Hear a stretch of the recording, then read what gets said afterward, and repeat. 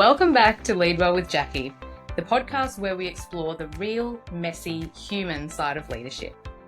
Today's episode is all about leading with authenticity, not as a buzzword, but as a daily intentional practice. My guest is Andrea Levinson, a business psychologist who helps women leaders reduce hustle culture and build a more aligned, authentic life.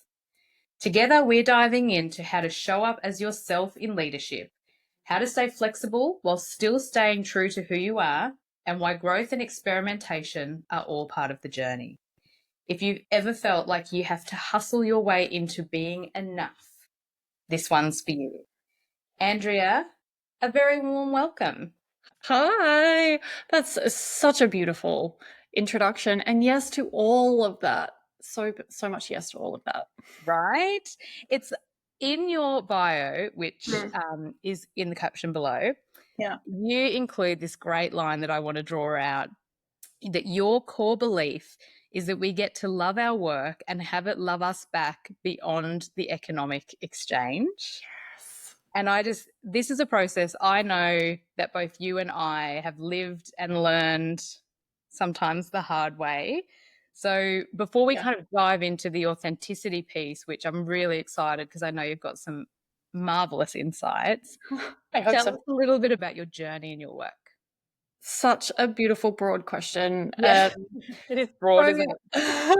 If I think about that in the context of what we're talking about, like I swallowed the striver hustle idea fully in my early career. I was so clear that I was going to work in business. I wanted to work in the city with the suits and, strut about town. I had this really visual sense of what it would look like. I knew that was the world I wanted to go into, so much so that I actually thought I was going to do accounting and then stockbroking, which is so not me. That face is so telling. That would not have been a good idea. And it was halfway through my accounting, my business degree, that I got introduced to psychology, which on reflection is perhaps the first inflection point, I guess, where I organically and perhaps authentically realized that what I was striving to do was actually not fully aligned with who I really was. It wasn't what I thought it was. And also I was different to what I thought I was. And that is, I think, a really beautiful example of what I think we're going to dive into today, the sense of we can have a picture of what we think we're going towards, and then we can realize when we get in the room, we get access to that zone, that it's something completely different. But also in pursuing that, we learn things about ourselves. And how crazy is it that at 17, 18, 19, 20, we are expected, in inverted commas, to plot the course of our life and our career. It's just wild to me that we still do that. It's so crazy. Anyway, so I thought I was going to do that. I knew I wanted to work in business. Turns out accounting was not it. But people are infinitely interesting and so fascinating. And I fell in love with understanding human behavior and who we are and how we can bring more of ourselves, what high performance looks like, why we do the weird and wonderful things that we do, but particularly in a work environment. And part of my rationale there was, aside from the fact I wanted to work in the city and strut around in suits, which I did for years, don't really wear the suits anymore. Aside from the fact that I wanted to do that, we spend so much of our life at work. So much. It is a very big present part of our lives. And I think a lot of the time that can feel like a big, heavy, kind of negative grind thing. When in actual fact, if we can get it right, in inverted commas, if we can get it right, then it can be this amazing, valuable experience that enriches our life. Hence, the quote that you pulled out of my bio. So that to me was infinitely interesting. I landed in psychology. I studied my master's of Organisational Psychology. And while I was there, I was offered my first full-time gig. So I was an associate consultant psychologist with one of the national consulting agencies. And I spent 13 years there. And anyone who's been in consulting, particularly in this would have been like early 2000s, will know that it is achievement oriented. It is hustle hard. Live and die on your numbers. How much have you sold? How much have you billed? How many reports have you delivered? What clients and accounts do you have?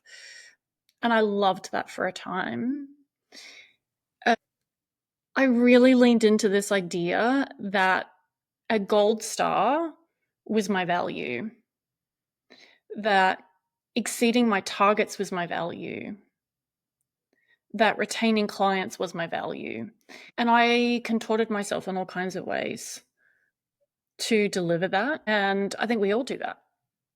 Right? We grow up in this world and we learn ways of being and behaving. And sometimes they serve us and sometimes they don't. And I think a lot of what I do in my coaching work, and perhaps it's the same with you, is reminding people that we have a choice. Yes, you've done it this way for X period of time. Yes, you've been successful. Yes, you're known for this. But that does not mean you need to wake up tomorrow and do exactly the same. Yeah. Now that you know more about yourself, now that you know more about the cost benefit, now that you know more about the world, and let's face it, the world is also changing, we get to recreate, we get to choose again. And I think particularly women, we forget that because we see ourselves in service to others. 100%.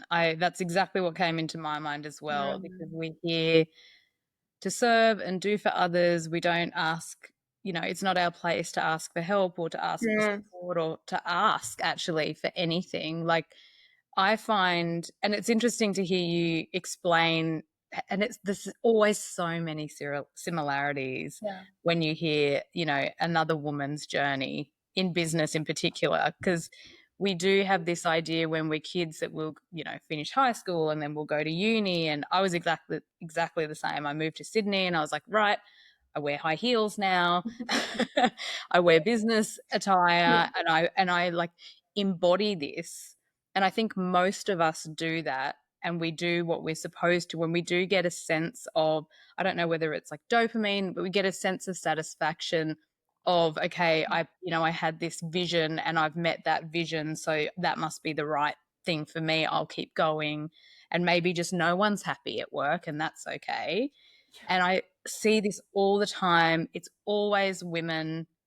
I would, not to get too narrow, but like 38 to 45 that go, oh, whoops, how did I get here? I didn't make one choice on my path, and now I'm in senior leadership or executive leadership. I had a client the other day who's, in her 50s. I think she's 56. She said to me, I thought maybe I should have a plan for the rest of my career because I haven't chosen anything to arrive where I am. In 35 years, not one choice. And so I love that we're talking about authenticity in leadership, but I think even broader at work, and a lot of this will translate to life, because then you get to that later stage and go, what is authenticity? What does that even mean? Like if I've got 35 years of work experience, but 55 years of life, and like you said, where I've conformed into this mold of the shoulds, then how do I retrofit authenticity? Like, who is she? I don't know, Who is she? I think it's really interesting, right? So I think there's a couple of things that we traps that we can fall into in this authenticity space that we would benefit from acknowledging. One of those is being your authentic self is not an excuse to show up and just be a rude, mean human. It's not an excuse to show up and be at your worst, or, as a leader say, well, I'm just really detailed and I call it how it is. So that's the way my team need to take feedback. Like, well, yeah, actually, if you don't like it, Go somewhere right? else. Oh, Yeah. No, no. I'm sorry. No, that's not okay. It's not an excuse for inappropriate behavior. It's not an excuse for inflexibility. It's not an excuse for a lack of empathy, all of those pieces. Um, then I think there's also this idea that my authentic self is who I used to be. Do you hear that a little bit too? Like, who was I before I conformed into all of these things? Yeah, that's interesting actually, because when I do like values work with a client, Yeah. I'll often say, talk to me about when you were the best version of yourself, that, that time in life where you go, everything was great. And it's almost always, oh, when I was a teenager, when I was in high school, when I was in my late teens, early 20s. Like it is a really previous version of like, oh, I wish I could be that person again. It's that freeness. I've never thought of it that way. Right. And there is so much. There's so much choice and freedom and openness and potential. I guess that possibility that exists in that stage of our life, and it makes sense that perhaps we hanker for that. But if we accept that as humans, we grow, we learn, we evolve, and that is part of our makeup. It's part of our intent, our purpose, right? Well, that's what I think anyway. If you are the same now as you were 20 years ago, Mm, I question the fulfillment. I question the adventure. I question the self-trust. I question the joy in that. mhm.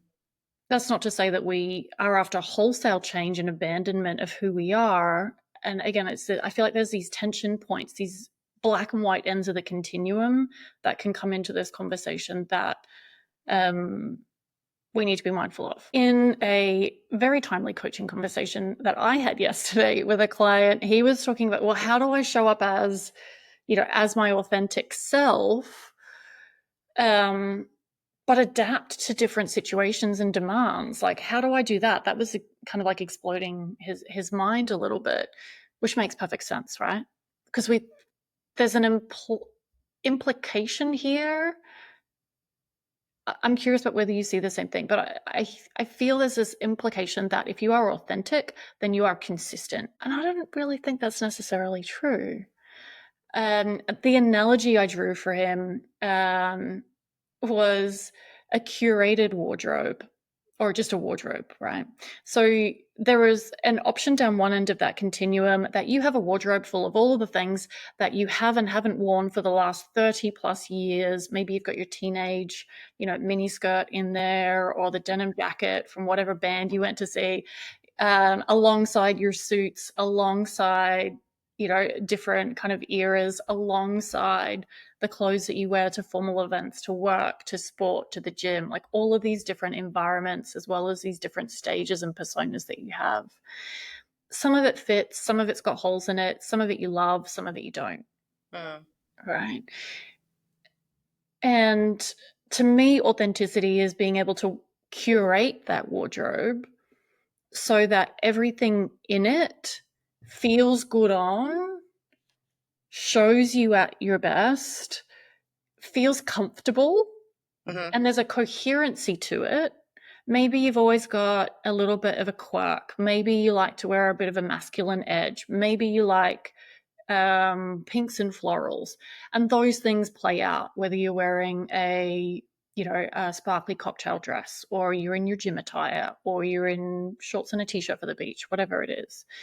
There's these consistent themes that give us a sense of who you are, which is part of why some clothes feel like us, I think, and some clothes don't. But it's not as though you're wearing your athleisure Yeah. to a black tie event, which is the equivalent of I show up as myself and I'm being authentic. So, take it or leave it. To me, that's the equivalent of that. Yeah, I really like that analogy actually, and I'm going to use it going forward. But because the majority, 85% of the work that I do is leadership specific coaching. And one of the things, the similar conversation that I have is around adaptive leadership style and situational leadership. Because if you are leading everyone in the same way, then you are not being an effective leader. Mm-hmm. In the same way as if you're trying to influence or have a conversation with different people, like I would speak to my 2-year-old quite differently to how I would speak to my mum and how I would speak to you. And that is, being authentic in every iteration, but I'm adjusting my style so that I can be the most effective Yes. in each interaction to achieve whatever the objective is, Mm-hmm. or simply just to be and to forge connection. Yeah. So I really like how you've really articulated what authenticity looks like and what authentic leadership looks like. And I think that wardrobe analogy is really helpful. And also I love the layer, which you mentioned before, but is also implied in that analogy of choice. Yes. You go, okay, well, I'm about to, what have I got on today? Okay, well, I'm working out in the morning and then I've got to go to an important meeting and then I've got a black tie event in the evening. Those are the outfits that I'm going to choose that are fit for purpose. Not, I'm working out in the morning. That's just who I am. So I'm gonna go to a job interview in my lycra and I'm going to continue on in that crop top to my black tie event. Although these days people probably do wear crop Look, tops. and we can push the boundaries, Yeah, right? It's an imperfect analogy. You can push yeah. the boundaries. But I think that's where this layer of the environment comes into play as well. Because let's be honest, the environment in business and work right now is different to what it was 20 years ago. 5 years ago. Right? 5 years ago. And some of that is post-COVID. Some of that is working from home. Some of that is technology advances. I can't speak. Some of that is technology advances. There's a whole range of things that are shifting and flexing. And sometimes I think that gives us permission to uncover or discover or exhibit a different element of ourselves. Maybe it was always there. Maybe we didn't realize it was there. But we get to learn and grow and explore that. And part of what I think that reminds us is that we are not our behavior. Yeah. So there's one of the first things I learned in my consulting career was this formula: B equals FPE. Behavior is a function of the person in the environment. It was like on pretty much every proposal that ever went out. We talked about it all of the time in training and in psychometric feedbacks and things. But what I love about the simplicity of this is it's saying, first of all, we are not our behavior. But what we do is us, who we are right now, interacting with our environment and our external circumstances. And when we are a leader, we are a part of the environment to which our team are responding. A big part. A massive part, right? Our leadership shadow is huge. We are a massive part of that environment. But certainly individually, when we're thinking about how we're showing up, of course, we are different in different environments because we're interacting with and responding with the context that we are in. Yeah. So again, this sense that authenticity is black or white, I never wear white. Might be, one of my things. That's just authentically what I never do. It's not true, but let's go with the wardrobe analogy, take it a stretch too far. There might be, I don't know, a particular charity event and you have to wear white if you want to show up and support this values aligned charity. And you'll be like, okay, I'll wear white, right? It doesn't mean you're not being yourself. It's just your environment is different. The space that you're going into is different, which is, I think, what you're talking to, right? How do we adapt? How do I bring myself with me into this context and be as authentic, values aligned, as much me, leverage my strengths in a way that gives the best of me without sacrificing my integrity, my resources, without eroding who I am. Yeah. And I think that the key words there are values aligned, because a lot of the time, you see people, leaders all the time, like, oh, I don't have these challenging conversations because it's not in my nature to upset people, or, it's not, I don't feel comfortable making someone uncomfortable or holding people accountable. And I think that's exactly what you're referring to here, which is, okay, as long as it's values aligned, so you're holding someone accountable to a behavior that's unacceptable, Yeah. as the leader, you are responsible for having that conversation in the most effective way possible. So put on your white dress, even if it's not your favorite, Yeah. stretch out of your comfort zone, and execute. And I want to kind of bring us towards this idea of women in particular. Yes. And I was doing and it really jumped out at me when you gave that equation. What is it? B equals F by PE. P&E. Because I was doing some research and I was reading about the authority gap. Are you familiar with this concept where basically research is showing that men are still taken more seriously than women leaders? In general, what the research is showing is that people will assume a man knows what they're talking about until they're proven otherwise. And for women, it's the opposite. So people will assume a woman in leadership does not know what they're talking about until they're proven otherwise. Yeah. And it really leads me to, question, do women leaders have more difficulty with being authentic? Because, not only with the wardrobe analogy and what we've been talking about, but those additional opposing forces of, if you're a woman, you're expected to be accommodating, don't be asking for things, but also be decisive. And so it's like, how do we what are the challenges that you see in terms of women being authentic in leadership? I think that's such an interesting piece of research, right? Because what it's saying is the context, the environment that we're operating in is demanding that we operate in a particular way, we exhibit particular behaviors to be seen as successful or to get our message heard, right? I would hope that trend is shifting, and certainly that's what I tend to see in the conversations that I'm having in the organizations that I'm working in. And for most of us who are at an established point in our career, we have grown up in a world where, yes, we needed to wear the suits, or you'd put the heels on, or you would armor up, essentially. You would literally dress the part to over demonstrate your competence and your capability. Because, yes, the implication or the assumption is that it's not there unless you demonstrate it. So we've learned a whole range of ways to put that forward.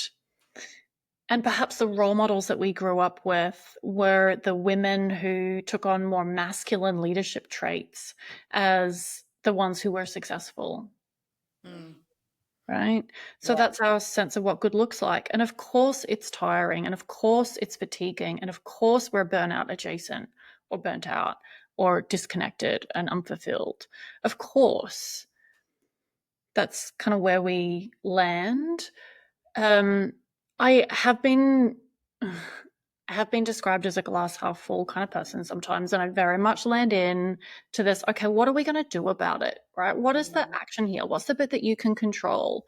So I think those sorts of pieces of research are interesting, but I very much personally lean into the individual in the system, appreciating that there are very intelligent, very capable, very wonderful people kind of tackling systemic pieces. And in my work with teams and my work with individuals, and I can imagine it's the same for you too, Jackie. It's, okay, all of this is true. All of this context stuff is true. We've got all of this research and data, and patriarchy is real, and the systemic dysfunction is real, and the implicit biases are real. what are we going to do? How are we going to show up? And I think there's an argument here to say that creates much more of a mandate for successful female leaders, established female leaders, to open up conversations with the people they mentor, with the people on their team, but certainly with their peers and in other parts of the organization. Because imagine if we actually started talking to the men around us, the men in suits, they're probably not wearing suits anymore, about research like that, about what they're perceiving,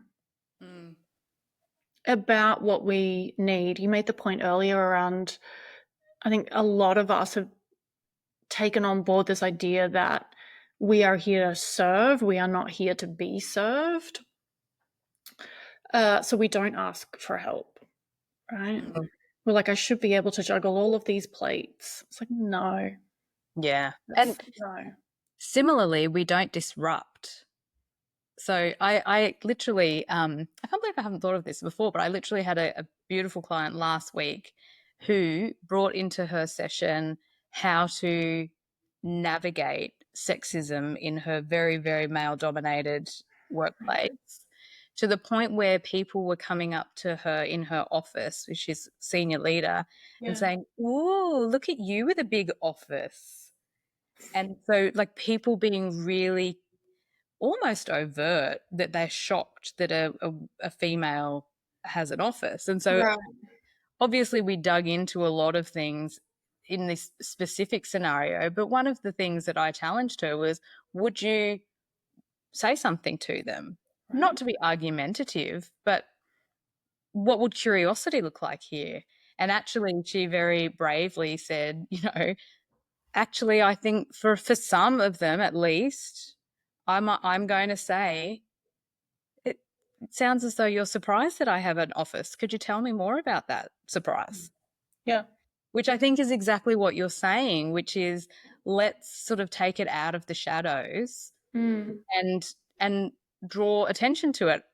If it were me, because this is my authentic self, depending on the white dress scenario, I would probably say something like, "Oh, did you say the same thing to Barry next door about him having an office?" Because that's really interesting that you've said that to me. Right. Because I think that, people will continue to go down those paths if that's not spoken about. But I think the other thing that I said to her that feels really poignant here is continuing to progress in your leadership is the disruption. Like continuing to do an amazing job and allow others around you to see that confidence and competence. 100%. That is the disruption that we need to see more of. Yeah. Because I do think this question around how do I be authentic in my leadership is oftentimes, or the uncertainty is driven by things like imposter syndrome and these societal norms. But I think if we can go, well, yes, I feel those things and I'm going to do it anyway, that's how we start to see the shift at the individual level and then systemically. Yes. Yeah. And look, it is very much my background. I spent 13 years in individual differences. So I tend to default to that perspective. But ultimately, I believe it's the thing we can control is us. And that's not to say that we are the sole answer or all of the responsibility sits on us, but we can either control how we process the uncomfortable emotion. We can control whether we instigate the conversation. We can control what we do or don't allow people to ask or expect or say to us. We can control what we think about particular situations or scenarios. We can control how supported we are. We can control how educated we are, all of those things. And I do 100% agree that there is an unfair burden, generally speaking, on women in that equation to do the self-management, self-leadership piece. And yes, we need a broad shift in that. But to each of the individuals listening, you're not going to wake up tomorrow and go and dismantle that. What you can control is the small incremental shifts. It's how you show up in this conversation, and it's what you're willing to ask for. Which I think, to your point, you mentioned imposter syndrome and things like that. If we grow up in an environment where we're told to be the good girl and to be quiet, maybe to be pretty, maybe to serve others, all of those, be nice, be the peacemaker, sorts of things, right? It can be so easy to lose track of the potential fiery, spunky little girl that was once there. Right? And I am biased here. My 6-year-old is spunky. That girl is taking nothing from no one, right? And there are limits to that, but also amazing. The world needs that. I don't know how I'm going to go with that in adolescence, to be honest. But we need more of that. I don't want to knock that out of her. I think most of us had some of that at some point, right? So perhaps part of the authenticity exploration is uncovering and reconnecting with bits of us that perhaps we left behind. Yeah. Right?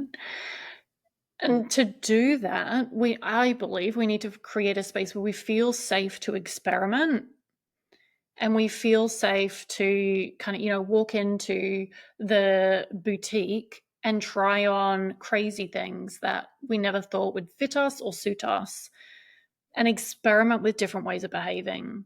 And we need to know that it's okay if we go out today and this particular spunky look that we're putting on doesn't really feel right. That's okay. We won't wear it tomorrow.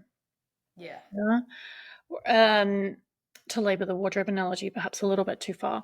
But the more I think we give ourselves permission and create a feeling of safety in ourselves and trust in ourselves to experiment and to try and to lean in. This is part of what you were coaching your leader around, right? Who didn't want to have the difficult conversations.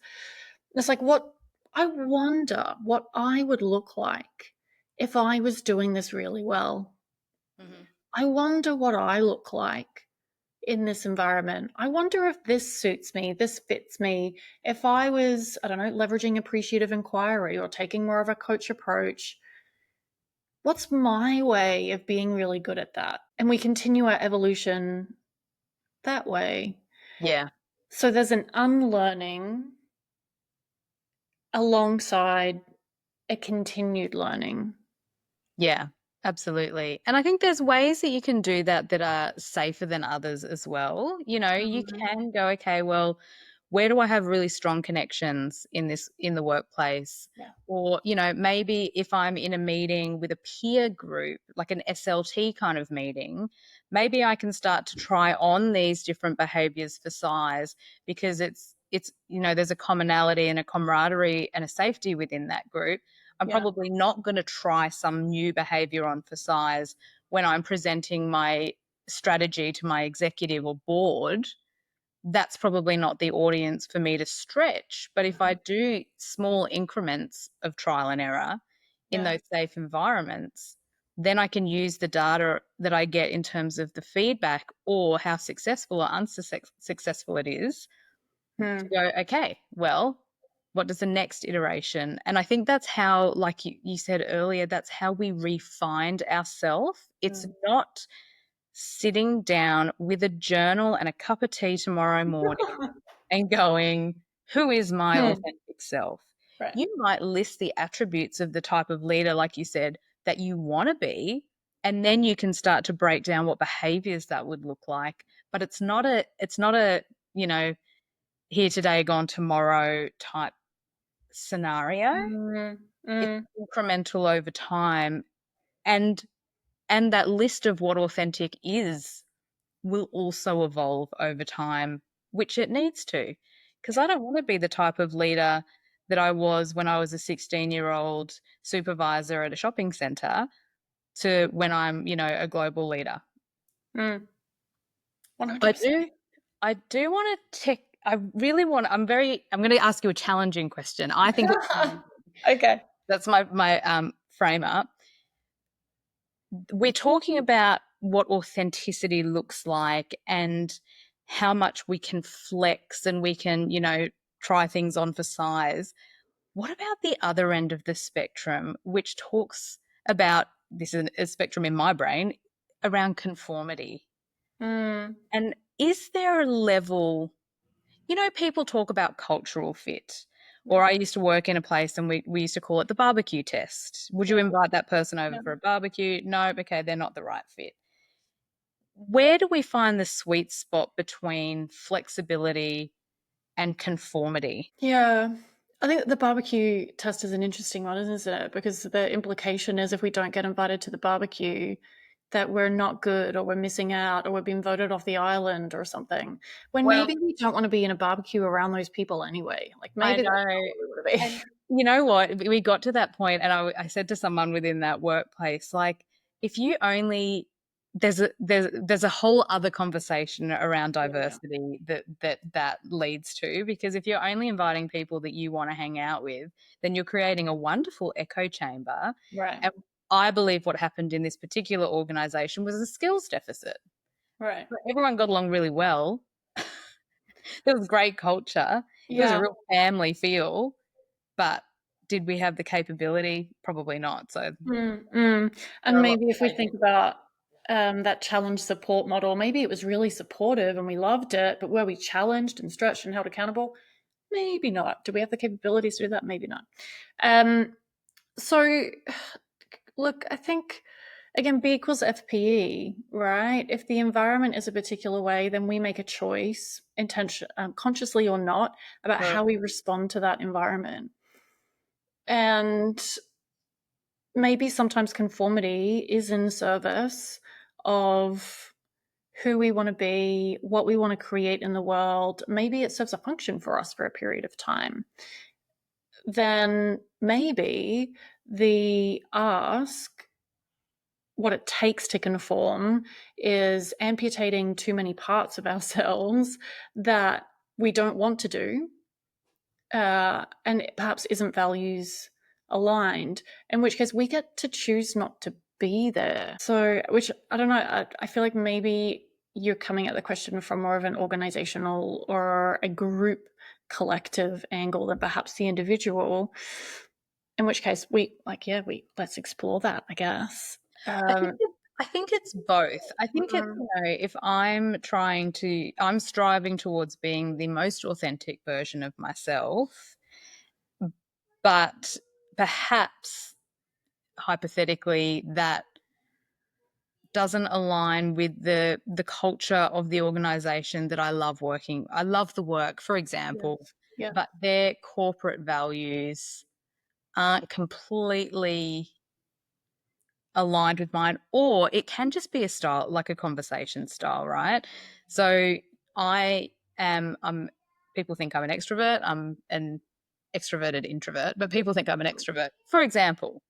And so the way that I would show up in a very natural state, even not even going down the authenticity path, but my natural state, as you're probably picking up, is quite verbose. Like, I'm chatty. I want connection. That's important to me. Whereas in some organizations, that is not valued, Mhm. or it's seen as a waste of time or whatever. Yeah. So it's not necessarily a values disconnect, but it's a, well, do I need to conform and sort of quieten down a little bit and be a bit more succinct in that environment Mhm. so that I am the most impactful? I think Mm. that's kind of that's where the question mark sits for me. Yeah. Yeah, there's a very gray, as with all continuums, there's a very gray zone in here, right? And I think ultimately the individuals in the situations are the only people that can make that choice. Because if you are there doing very purpose-led, values-aligned work and it's super meaningful to you, or I don't know, your financial circumstances are such that this is the work that you need to do and the stability that you need to provide for a particular period of time, then maybe you make a choice to conform to that environment, and you find your social connection somewhere else, which is the bit that I think we often miss, right? It's like I'm missing something or I'm hiding something in the workplace to fit in. Okay. But then where am I allowing that to run loose? Yeah. Where do I supplement that with? But we don't consciously make these choices most of the time. So we just kind of do it because there's this tribal societal pressure that kind of means, oh, I don't want to kind of, be voted off the island. I don't want to be kicked out of the tribe because that's what, leads to certain death, supposedly. So we fit in. Whereas if we recognize that we're making a choice in that moment, and it's a valid choice, we're allowed to make it, we can then put other supports and structures around ourselves to make sure that we're meeting our needs. Yeah. I think that's really well said. And I think that it is, obviously I would say this unbiased, but I would draw in that emotional intelligence component. Like, how does it feel?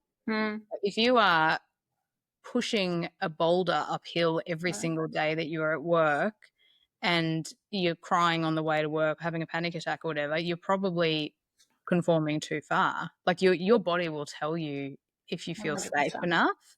Like just sort of an example then, I used to work with a leader who didn't like the DISC model. Right. But we worked in an organization that utilized the DISC model. And this happens, I think, in leadership a lot where we have change processes that we may or may not align with.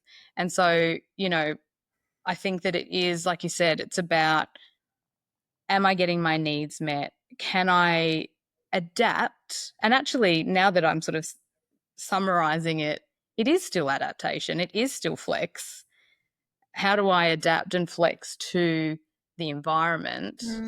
And am I comfortable with the degree of flex that is required of me to be successful in this environment? And if I'm not, if it's too much, then I have choice to leave it. But I think it's about being conscious in that thought process rather than trying to change the environment, which is something that I see all the time, or having a complete defiance almost about flexing. And like you said earlier, nope, this is who I am. This is how I operate. If they don't like it, they can fire me.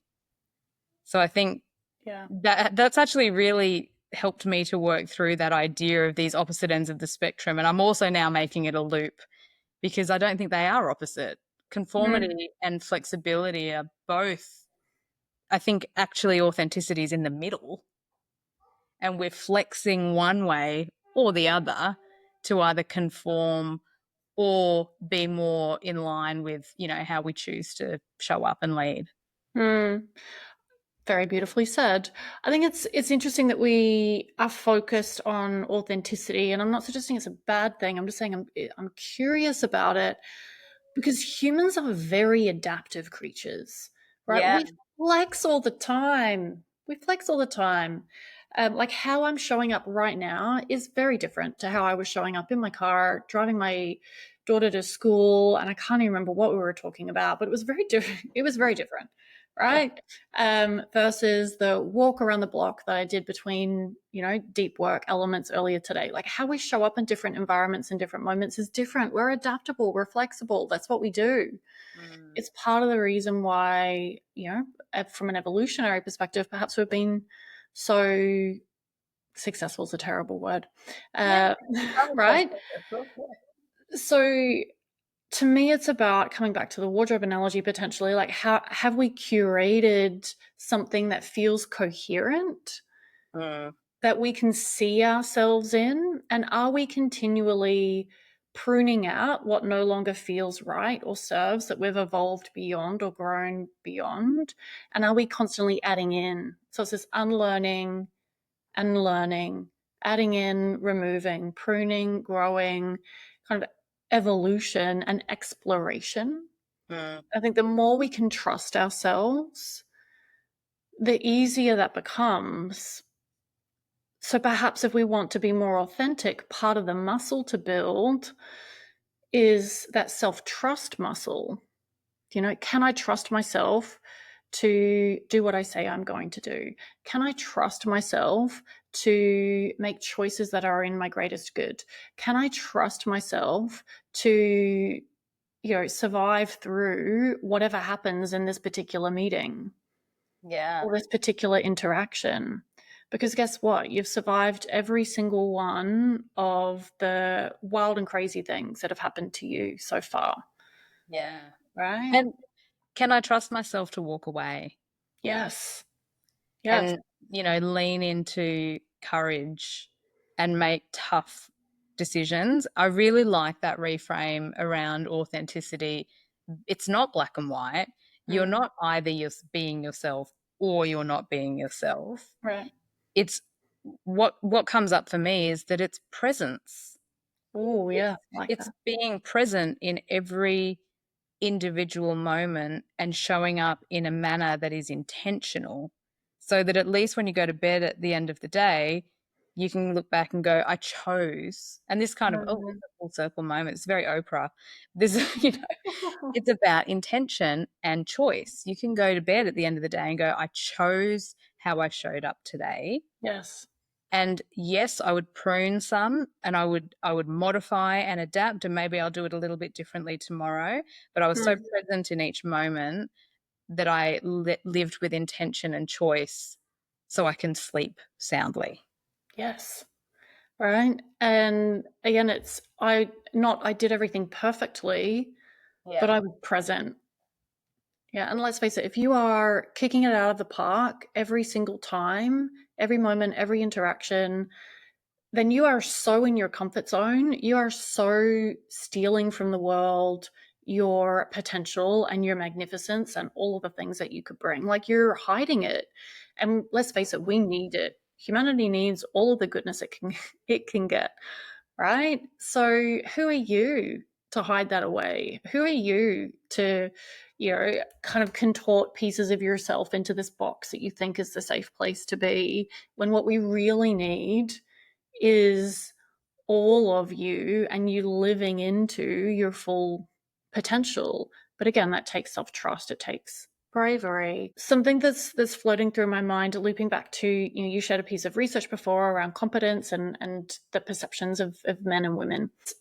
A classic Harvard Business Review article that I still refer to like over a decade later, and maybe it's part of your repertoire too. It is Connect, Then Lead. It was one of the first articles, I think, or early pieces written around this idea of what has become this big focus on psychological safety. But part of what that's talking to, which I think is so important for all of our female leaders to hear, part of what that is talking to is if we over rely on skill and competence and go straight into the task, we can throw people into a threat state. We can shut down the relationship. We can be feared. Yeah. Whereas if we take the time to connect, and stereotypically, women are so much better at this. If we can take the time to meet the human and have a conversation with the human and understand who they are and why they're here and what they want in the world, and maybe how we communicate together and how I can show up as my best version of you and you can show up as your best version of you for me, like how we kind of contract around that relationship, but we have that human connection, we get to be so much more successful and we get to be so much more effective as leaders. So if we look at it from that perspective, a part of me is kind of like, well, okay, sure. So women aren't seen as competent, kind of outside looking in, I'm assuming first impressions. Maybe that's not such a bad thing. And maybe we can lean into the positive side of the attributes and strengths that we have and say, well, you know what? Leadership is a human endeavor. Mm. If I bring the humanness to that, if I can bring the relationship element to that, yes, I also need my competence. And yes, I need to hold people to account. And yes, I need to be assertive and ask for what I need and be direct and, take no prisoners sometimes, sure. But if I begin with the relationship and the personal connection, then we also have evidence to say that that is advantageous. Mm. And more authentic for most women because, especially through COVID, what we saw was that, was it maybe, I think the research was done in COVID, but that, there's two pieces. One was that women leaders were significantly more decisive and took action better than their male counterparts because they led with empathy. And then another thing that we see is that the higher, more senior women get, the more they suppress their natural levels of empathy to conform to their male counterparts. Yeah. And that's what I'm hearing you say is that really I'm going to rename authentic leadership to genuine leadership. Ooh, yeah. Where we prioritize connection and presence and humanness, and then the rest will follow. Right? Like just be real and have those genuine real connections with the people that you work with, and you will just naturally show up in the best way. And if you don't, you will have created a safe environment to screw up a little bit and to have grace so that you can learn from that. I want to add a layer in here as well, because I know we're speaking largely to women and authenticity for women in leadership. I have these same conversations with men. Many of them, not all of them, I haven't spoken to everyone obviously, but many of them feel the same way. They're like, whoa, like how do I kind of optimize this relationship? Like, why is this not working? Like, how do I show up as me in this way? Do I think that there are some systemic differences in the experiences and the environments that men and women are exposed to? Yes. But again, this is a human experience, right? And I think if we are going through our days and our work thinking, I should do X, I should do Y, I must do that, I need to do that, my ask would be, consider who has told you you should. Yeah. Where is that obligation coming from? And then recognize that you have the choice to meet that request or that perceived obligation or to not. The number of times I hear women say, I have to, I'm going home from like this massive busy day tonight and I have to, cook dinner and I have to care for my children. They're not saying they don't love their children, right? But it's a thing on the to-do list that they need to do. I have to, organize the school things. I have to take care of the parents. I have to do, like I need to, I must. And all of those things I'm sure need to be done, right? But who has actually stood there in front of you and said, Jackie, you need to do this and you need to do it tonight? Yeah. Maybe someone has, in which case we can have a conversation about it. But I think more often than not, right? You're like, you want to come at me with your shoulds? Yeah. But imagine if somebody came up to you and said those things to you. Totally, yeah. We would respond in such a different way when we've internalized them. So I think part of this is, if we want to really understand where we are flexing ourselves perhaps further than we want to, or further than is useful, let's interrogate the shoulds. Let's interrogate the perceived necessities. Let's interrogate the rules that we have taken on that we believe we need to live by. And really think about, well, is this real? Who told me this? And I have a choice here. So what do I want to choose to do differently? Yeah. I often will say should is, it's not always a red flag. Sometimes it's an orange flag. Maybe it's a pink flag, but it's a flag. If you're saying or thinking the word should, then you're being driven by an external expectation, not an internal one. And my challenge point to everyone is, what would that sentence look like if it started with I want? Or I could. I want to, or I could. I choose. Yeah. Because when you ask so many people, well, what do you want? Even to the point of, if we were to talk leadership, well, what type of leader do you want to be? Right? Oh, I that's don't a different know. thing. All I've thought about is the type of leader I should be. Yeah. So now, if I get permission to think about the type of leader that I want to be, that's a really different list of attributes. So different. And a lot of the time, and I know this is a lot of the work that you do, and I wonder if I can get you back to do another episode, but I think that a lot of the time when you really start to pull on that thread of what do I want, it's not this, Not this. not the hustle, not I don't want to be an exec. Right. I don't want the business suits and the heels. My feet hurt. They You know, do. like, They hurt more the older you get, let's be honest. um, right?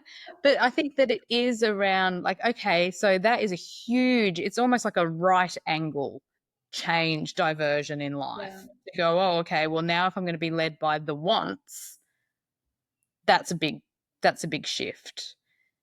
So I'm really glad that you raised that, and I think we might hold on to that Hmm.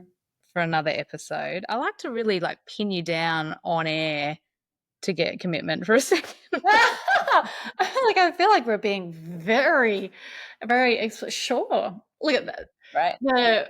What do I want to be when I grow up, and how do I kind of break free of the cage or the golden handcuffs that I perhaps have created for myself through my life and my striving today? Love that stuff. Yeah, we'll do it. The potential in that is so good. And to your point, when we're using shoulds, we can interrogate that. We get to choose again. Everything you said, I 100% agree. And even if it's just we change the word in the phrase that we say to ourselves from I should cook dinner now to I want to cook dinner now, or I get to. Mm. Yeah, I need to, I must to, I get to. If we change the language, we are implying that we recognize the choice. We're reminding ourselves we have choice and agency, and it feels lighter. So we Yeah. can actually do the same thing, but we lose or erode less of our physical, mental, emotional energy in the process. Exactly. And I think sometimes if that's part of what we want when we're pursuing authenticity is what I hear anyway. How do I show up in a way that is, yes, coherent and aligned with who I am, appreciating that that might evolve. But I think there's this implication that if we do that, then we are relieving ourselves of a weight or a burden of obligation or conformity. So I think there's an energetic element to this as well, and I believe that that is true. Right? If we feel like we're showing up as ourselves, if we feel like we're making choices, if we feel like we have something that we are in control of to some extent, then yes, we can have more mental, physical, emotional energy.